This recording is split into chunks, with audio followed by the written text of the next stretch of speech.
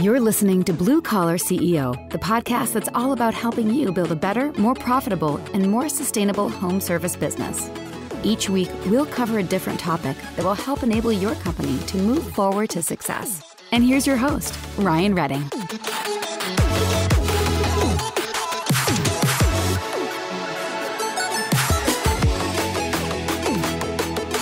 What is up, Blue Collar CEOs? It's Ryan, and it is really, really great to be with you today.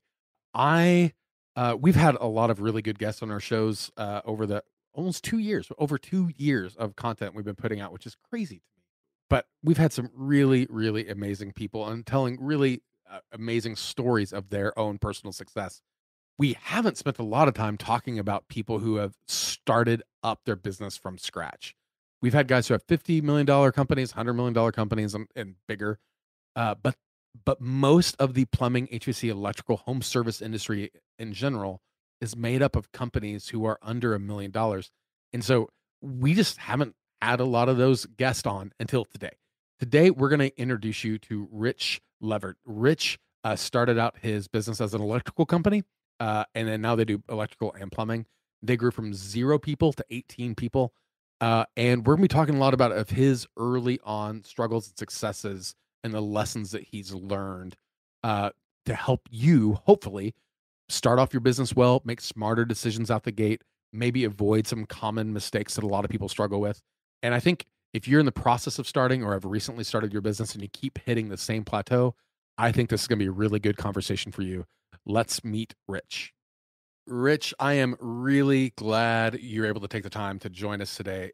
So I'm excited about the talk we're going to have because I don't think a lot of people have talked about it, at least in the way that you think about this. But before we hop on in, let's just, for those who don't know who you are yet, let's just start there. Who are you, man? What do you do? Yeah, thanks, Ryan. It's nice to meet you as well. My name's Rich. I started an electrical company about 11 years ago, ARC Electric. And then 5 years later, we kind of expanded into plumbing. So then we have ARC Plumbing and kind of been working up the steps from that. We're in central North Carolina, pretty much servicing that area. And started just me and a truck and been going up. So now we've got 18 guys out doing service work and everything, predominantly residential and commercial, but all service work. So. Oh, that's crazy. So electrical and plumbing now, 18 guys total between the two, you're saying? Yeah.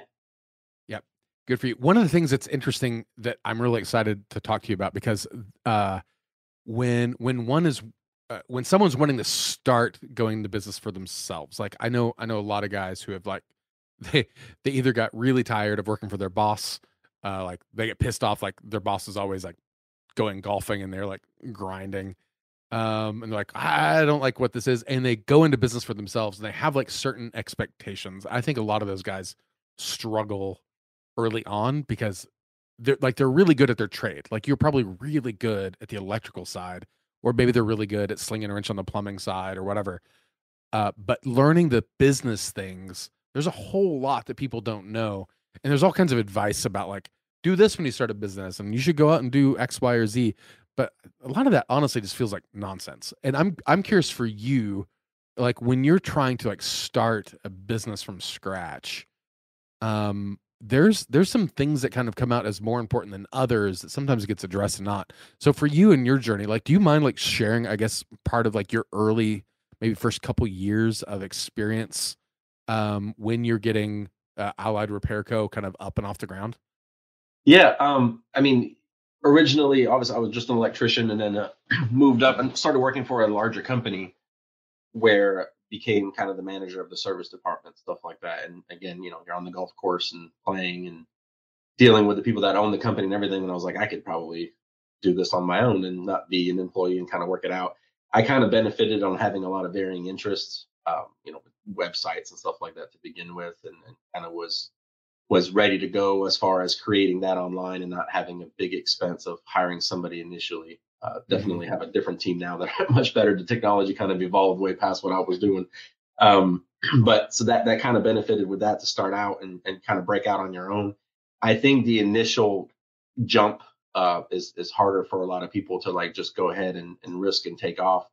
My dad had his own company and my grandpa had an electrical company, which is where I started doing electrical work at the beginning in California. And that kind of gave me more of the mentality that I always wanted to do that anyway, and kind of just took the initial jump and started doing that. I also had restored a 70 Chevelle through high school and everything, and had it for like Oh, 10 that's years. badass.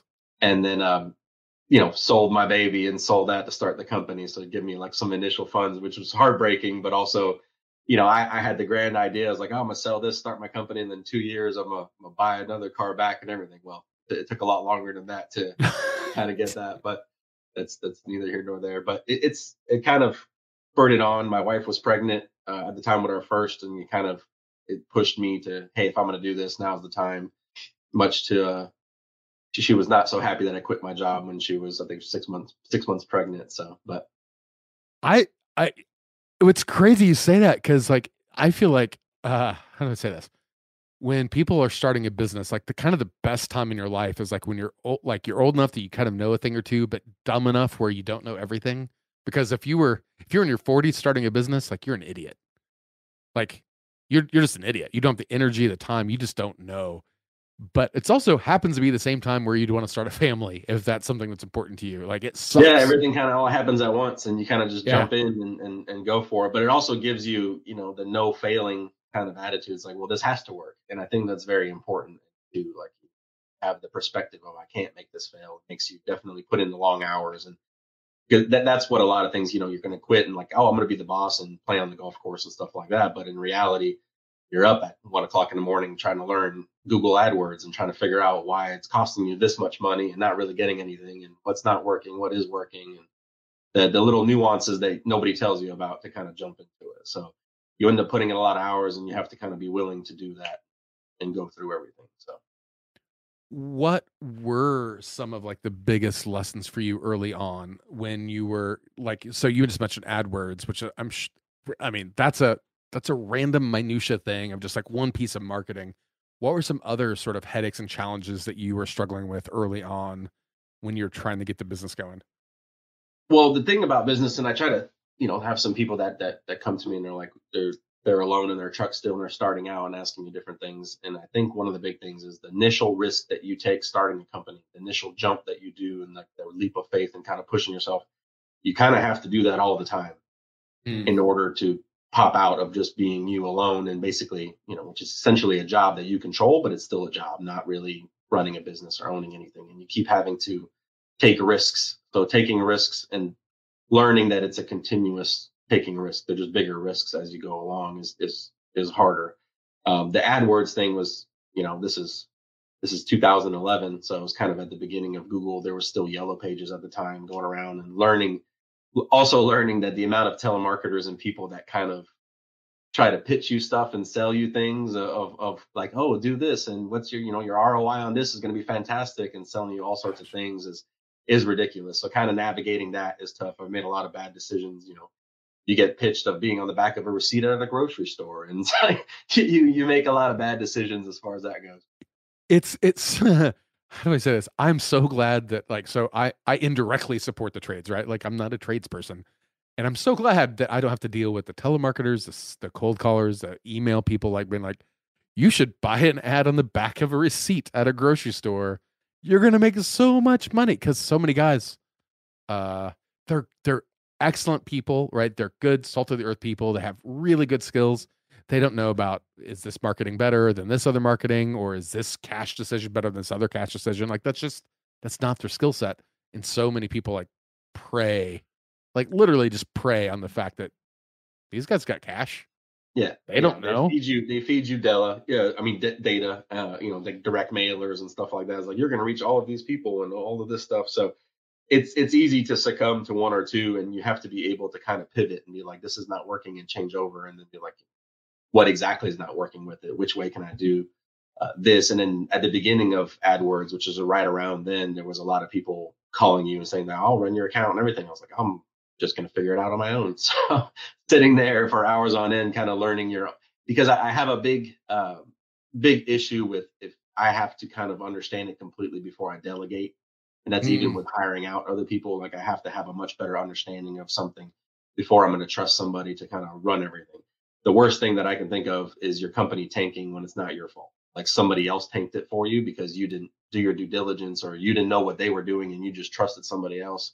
So that was a kind of a fear, a healthy fear, I guess, where I kind of learned enough about everything to not be bullshit to at a certain Well, point. yeah. So I'm curious because I feel like how do I say this?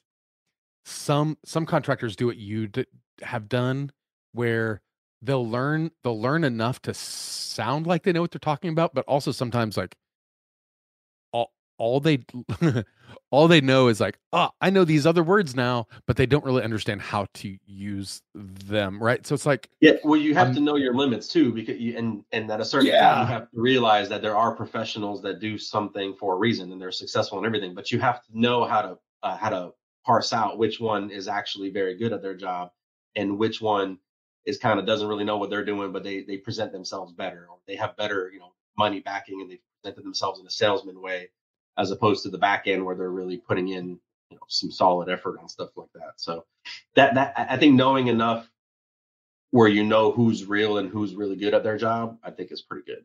So I think that's no, important to know, and then knowing your I own agree. limits, where I'm not going to be able to, I'm not going to be able to keep my website maintained and keep doing my SEO and keep doing all that, and subbing Yeah. that out to other people and delegating is important. Yeah, it's like a lot of people don't know this. My dad was similar. Like he had pest control businesses for years, like growing up, and then like this is pre-internet, right? Like pre-world changing with AOL. And when AOL came out and like everyone's online, like he could not adapt his business model fast enough. And kind of like your experience, he didn't understand the language, he didn't understand the terminology, he didn't understand what this was, what that was, because for him, marketing was get a yellow page ad, right? Like, and how do you screw that up? You get the biggest you can afford. Like that was the game with yellow pages, and it's not quite that way with AdWords and SEO and Facebook and etc. So that was actually a big driver when I wrote a few years ago.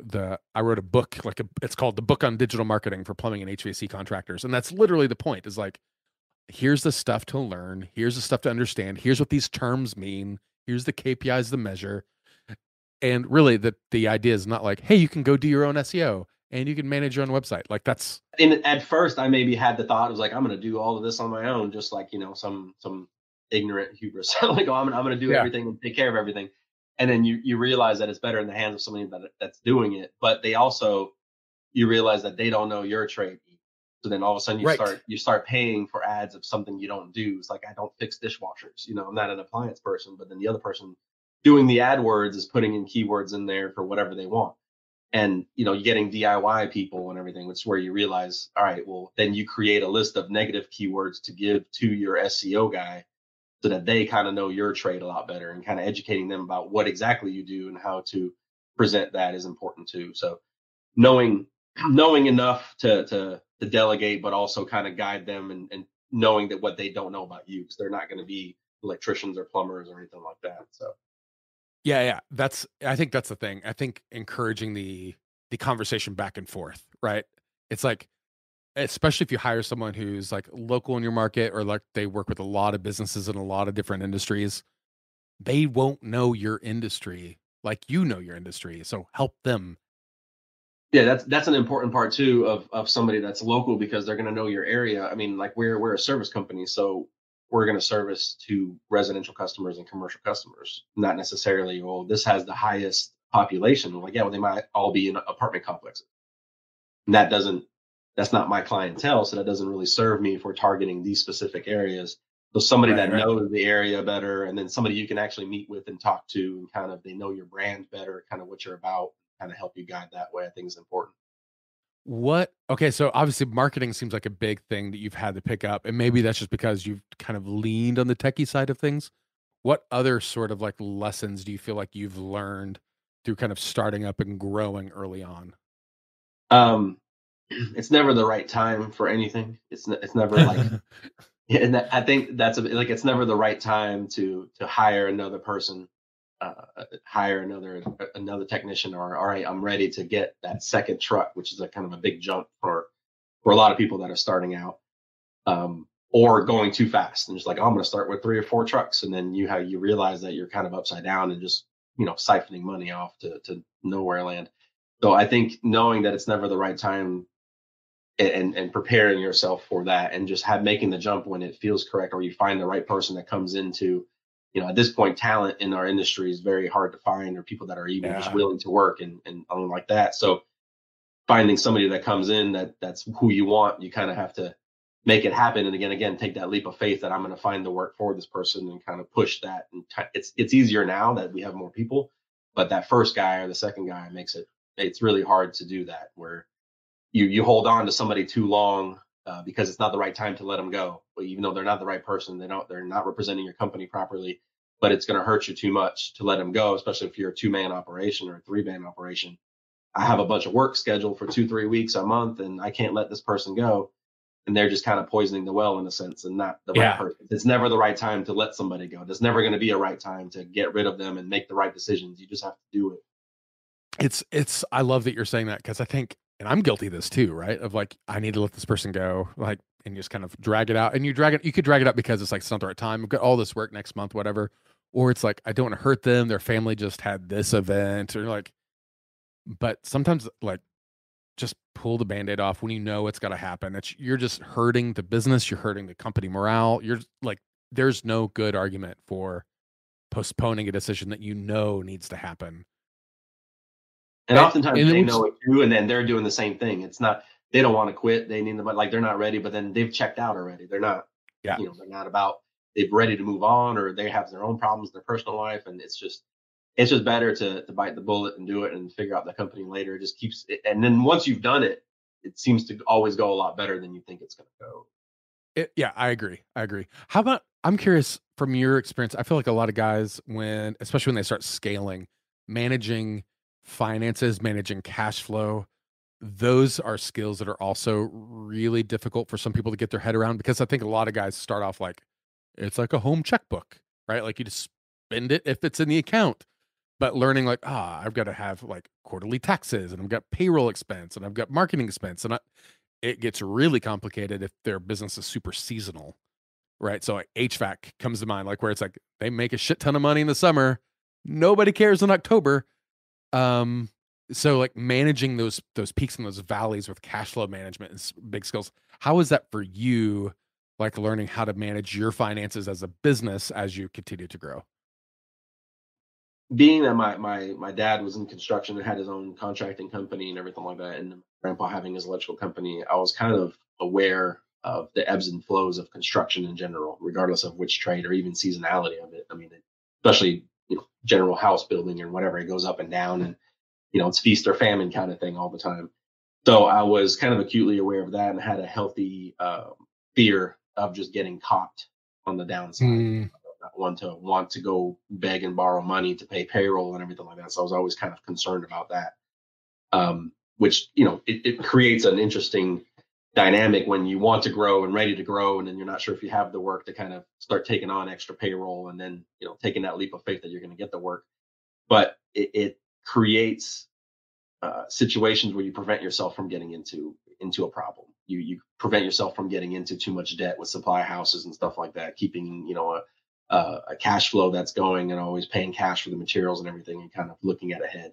And it helps when you have a lot of people too that are buying up service companies and stuff like that, and they jump in, they don't really have a lot of experience. And I feel like a lot of money going into it, if you're buying a service company or buying a franchise, and you're going in with a lot more money, it prevents you from learning the lessons at a lower cost. Because when you don't have a lot of money and you get caught for like $2,000-$3,000, it hurts at the $2,000-$3,000 when you're really small and like you're trying to make it up. And it's a lot easier to find that and fix that problem, as opposed to you created the exact same problem on a larger scale, and now you have a $20,000 payroll. You don't have the money that's coming up on Friday. You're and it's always like, I got 3 or 4 days. I got to make up the difference of 3 or 4 days or 5 days. But then you get caught behind where you're telling guys, I don't have the money to pay you now or not. So like, it's a lot easier when it's just you alone, or you have one apprentice going around to learn these lessons, to not get caught like that once you're a lot bigger. Because it obviously it becomes detrimental at that point. It's a lot harder to shuffle around and kind of make do, or explain to people that have families and everything like that, I got no more money. And It's funny, even on, like, when you're talking about this, like, I think another idea that doesn't get enough exposure is sometimes when you're trying to do these sort of like, I've got to feed my family, I got to take care of payroll. Sometimes these sort of headaches or stresses I feel like the stress is exaggerated if your business is like inefficient. And by that, I mean, like, I feel like the worst size of a company is like 3 guys.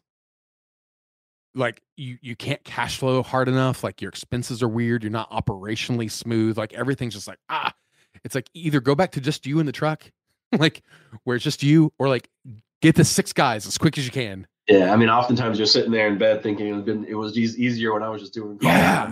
I made more money a lot of times too. Like, you get to a size where you made more money when you were alone, but you got to push through these stages. So it seems like it plateaus at different levels. You're talking about when you're at that 3 guys, because it's too much work for one person to manage everything, as far as the finances, the dispatching, the ads and stuff like that, all of the advertising, the selling the jobs, and manage 3 guys. But you're not big enough yet to start hiring people that aren't generating money directly. So, like, people Yeah. that are not out in the field, but you have to get a dispatcher. And then you're like, well, if I hire a dispatcher, I'm making less money now than I was at one guy.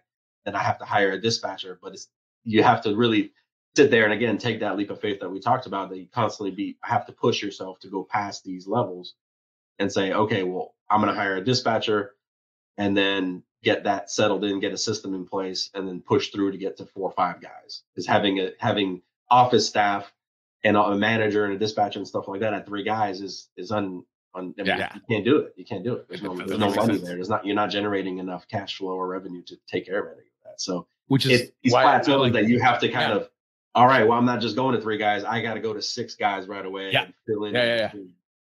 Yeah. And I tell people, like, even from like 6 to 12, like, the goal is like get from 6 to 12 as fast as you can. Like, do not get stuck at 7 or 8 or 9, like, move.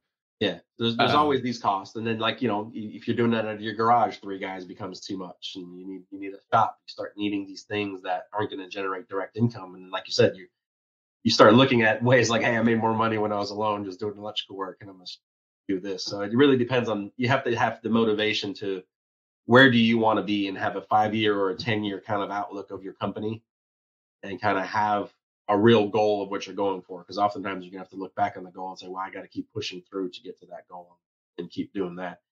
And you start learning things along the way. The more guys you hire, you start finding the holes in the things, which is why I really think that it's better to start out small, because you can catch these things early on and create systems. Like, communication is a big problem for a lot of different companies that are bigger, that they jump in, or they have managers jump into a company that's already big, and things are all over the place, and they just have a bunch of meetings, but really nothing is said, and there's no cohesiveness in them.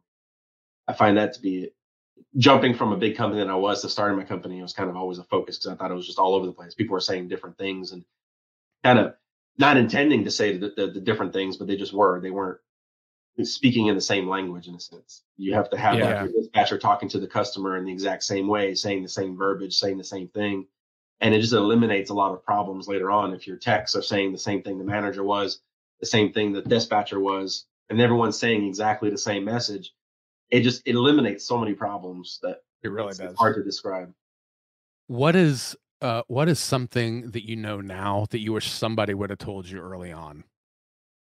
Honestly, I think that, I mean, it's the communication part is a big part of the wording, how you word things to customers, how you present the company, and how you word things has to be the same throughout the whole process. And I don't think that was, all of any books or company startup books and everything you talk about, they mention communication, but what about communication? And I think having that cohesive language is what a lot of them talk about, but is hard to highlight. You don't really understand it before you kind of get going and start getting other people. You might have another electrician that you hire, or 2 other electricians, and there's a bunch of different ways to do things, especially if they're from different parts of the country. They call parts different. I mean, they'll be the same exact part, and they go to the supply house, and they call things completely different words. There's different ways to do things. You go bid a job to be done a certain way, they'll go do it the exact completely different way, and it might still be to code and done fine, but the costs are completely different. So having the same language on that, how you're talking to customers, exactly what you're saying, how you're presenting the pricing, being clear to the customer as far as communication goes ahead of time before there's a problem. And we get that a lot. Like you end up with technicians that come from other companies, and they think it's implied. They think a lot of stuff is implied, and you're dealing with customers that maybe have never dealt with anything in control or anything in your field related at all. And they think a lot of things are implied, and they think a lot of the stuff that we make them say is kind of, oh, you don't need to say any of that, or it's, doesn't really mean anything. It really doesn't do anything. And then it's just because we learned along the way, this happened with one customer and caused a giant problem that we had to take care of. And this is how we eliminated it. It never happened again until we get one technician that kind of does his own way and then cause the same damn problem again. And you're like, why didn't you just do what I told you? But that institutional knowledge, those like standard operating procedures, like those things, I mean, honestly, especially as you scale, those things become more and more and more important. Yeah, and it's annoying because it's annoying when you're starting out because you don't want to be like the big corporation, you don't want to be like, oh, well, it's just a monolith and keep saying the same thing to people and having meetings that don't really mean anything. So we try to not be like that by explaining to them why we do everything that we do or why we want them to do certain things, like explaining stuff to them as opposed to just telling them what they have to do or what they have to say and kind of going over, well, you'll have a customer that takes it this way, or, like they have to take payment before they leave, for example, and the dispatcher tells them that before you get there, and just being very clear, like we're going to do the work, we're going to collect payment when we're done with the work completely, and then telling the technician the customer has to be there before you leave. And then the dispatcher tells the customer this, and then lo and behold, we get the technician, he's left. It's like, oh, well, the customer left an hour ago. She said she'll pay via phone later on and whatever. And she gets home and complains about a little tiny thing and it's like we had to, you're supposed to tell the customer the exact same thing for a reason and kind of voice to them why they have to be there when you're done, or you're done, calling them ahead of time and making sure that all of these steps are taken. And it just eliminates. And 90% of the time, the problem doesn't happen. Everything goes smoothly, but that 10% ends up costing so much money. I mean, callbacks, sending somebody to another call, and the lost revenue of that, of just having to go back and fix something. And it's always something ridiculous, like some tiny thing that's a 10-cent thing or something, and it's ridiculous. Well, even if it didn't cost you money, right? Like even if you didn't have callbacks, the like resistance it puts on the machine operating smoothly, of people not having clarity. There's not alignment. There's confusion about who's doing what and who said what to who and when. That alone, like you can wipe all that out. And like, look, I'm not a huge fan of Starbucks, but I got to give them credit because every time I go to Starbucks anywhere in the world, every drink is made the same way. They call back the orders the same way. Like your experience is the same way. There's no like, well, this Starbucks is different than the other one that I always go to. Nope. Everything. That's honestly why a lot of people go to Starbucks, because they're used to that habit. They know what they're going to get. They know that there's a consistency. Yeah. There might be an artisan coffee shop right next to it that's 10 times better. They roast their own beans and they make a much better cup of coffee. And Starbucks is going to have 10 times the volume of customers that go through there, just because that customer that's coming there knows. They know what they're getting. They know it's Starbucks. They know exactly what their order is. They know how to order it, and that's it. So the consistency is important. And that goes, like you're saying, like messaging from what the customers are saying. It creates a better cohesive message to the customer where you can kind of deliver a lot better. You can create that thing. And also, the under promise and over deliver is often said, and I don't think highlighted enough as how important that is, of having like a clear communication and reasonable expectations to the customer and explaining to them everything, knowing that, possibly I could do this job in 2 hours and everything will be done and all that, but giving them a wider window, preventing some kind of maybe something that happens 10% of the time, because when it does, you look horrible to a customer. But if you tell a customer it can take me 4 hours and it ends up taking 2, you look like a superhero. So why not just kind of not cover your bases and work on worst case scenarios and then try to beat that and communicate that properly. I love that. The overpromise or underpromise, overdeliver, always, it's an easy way to wow the customer. And look, if there's any ticket to success, it's wow your fucking customers. Just wow them. Like everything else is easier when you do. And that falls into another thing that's really hard when you're first starting out, because a lot of times you'll go into these cash flow problems where you need to take a job, right? So then you're over promising to sell the job. And I think that's so detrimental, and you end up catching yourself. And it's a lot easier once you're bigger to not do that. When you're small, man, that's one of the hardest things to do, Yeah, is it is. to not try to oversell the job. Like, you get worried because you really need that job. You know, you have payroll, you know, have your own bills, you have everything coming up, and you get kind of more desperate. And unfortunately, usually the customer sees that in you. They're not gonna hire that person or not do that. But it's really hard to not underbid a job or give a discount when a customer asks, if you're in that position where you've cornered yourself as far as money goes. And as soon as you do Yeah. that, you open the door. Those are usually the jobs that end up being catastrophes. Everything goes wrong. Everything will go sideways Yeah. when you've taken a job because you had to, or you've reduced the price because you had to. That is always, in my experience, where it's just going to bite you. Never goes well. And not putting yourself in that position where you need that job is just, it makes a better product to the customer, because you're not underbidding everything. You didn't underpromise anything, and that's 10 times out of 10 Murphy's law, that is when something's going to go wrong and sideways, and you've screwed yourself on it. So I can't stress that enough to people that start businesses, but it's very hard. It's easier said than done, for sure, to, when the reality hits you and you need this job to pay all of your bills and everything, to not kind of panic about it and over present yourself, over promise things, and underbid the job, for example, which is always a recipe for disaster. So trying to not corner yourself with finances so that you're not putting in that position is very important, I think, when you're starting out. Yeah, and it's hard. It's hard. Like, one of the other, like, thing, you didn't say it, but you kind of danced around it, is this idea of it's okay to say no from people who aren't your customers. Like, uh, it's totally okay. Your business will only work well if it's your customers on your terms. And if it's not your customer, walk away. If it's not your terms, walk away. Uh, and the faster you can learn that lesson, like, you'll save so much money, so much heartache, because everything is so much easier when it's like, these are your people, your customers, and they are on your terms. Everything gets easier. It is, and it becomes tough too, because everybody's got relationships with different businesses and different business owners and everything, and then you'll get somebody who's like, "Oh, this person referred me to you, and you can do this," and then they try to, like, "Can you do it for 30% less?" Or, can you come here on Tuesday when you're already booked out like a week and a half? And it's hard to say no to those people and stay to your systems. I think I have a big problem with that too. And, like, I frustrate my managers and dispatchers now, because I still have people call me and, like, ask for favors or be squeezed in, and, like, I'll try to make it happen. Just like kind of the mindset of me, but it ends up kind of disrupting the whole system. So I've tried really hard to not doing that now, and, like, not letting people circumvent the system and then letting them squeeze into the scheduling and stuff like that. But they're not your consistent customer, and creating systems and then adhering to it is tough, especially when you're smaller. Like I said, it's the hardest Yeah, yeah. thing to create systems that are going to work, and then sticking to it is tough. And usually it's the owner who's the worst offender. And Like, I why don't are know we what that is. doing I think it's this? just because I don't know, we're people pleasers or something. Like, we try to make things happen and try to push the boundaries, and everything's like, "Oh yeah, we can Yeah, fit it in, or we can do it. We'll take care of it." But it definitely bites you that way. So, I mean, doing less and less is, but you get called out. You're like, you're pushing all of these systems, and then you don't do it. yeah.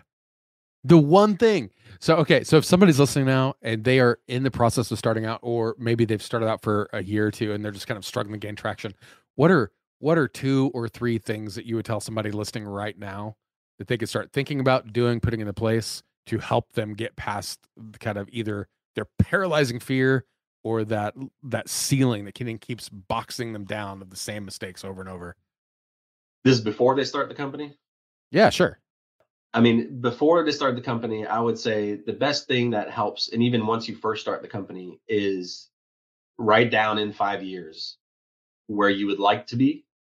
Like, where do you want to be personally? Where do you want to be business wise? Where would you like to be? And then write down next to it, where will you be if you keep down the same path that you're on now?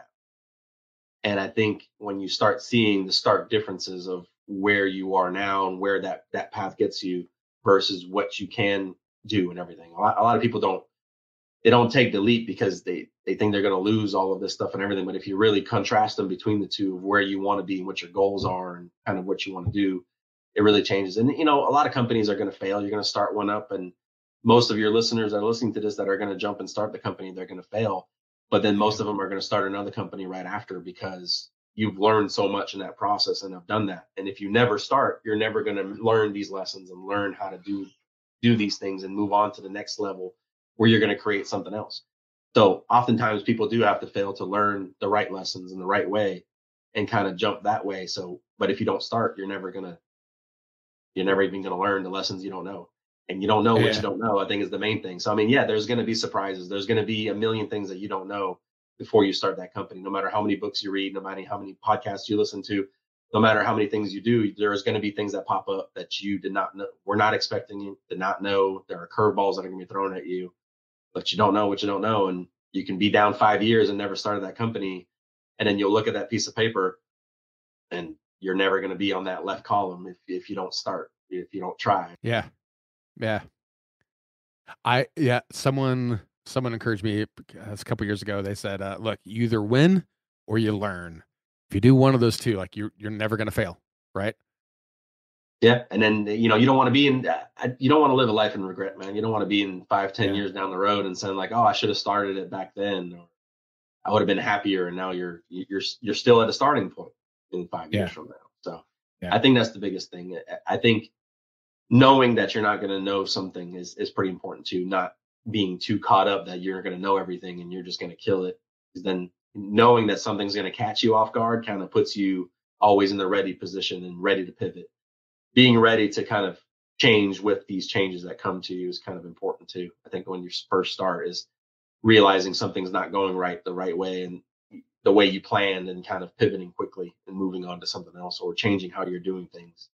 Yeah. Well said. So, and it's different. I mean, it's different. It was different when I started the plumbing department too. I thought it'd be a lot easier. I did this before, and this is just going to be an extension of the company. But it wasn't my personal expertise. Like I was, an electrician for 15 years before I started an electrical company, and then the plumbing company was not my expertise. But I figured I got the business side down, and it's going to be the same customer base and the same everything. I got a licensed plumber ready to jump on, and plumbers ready to go.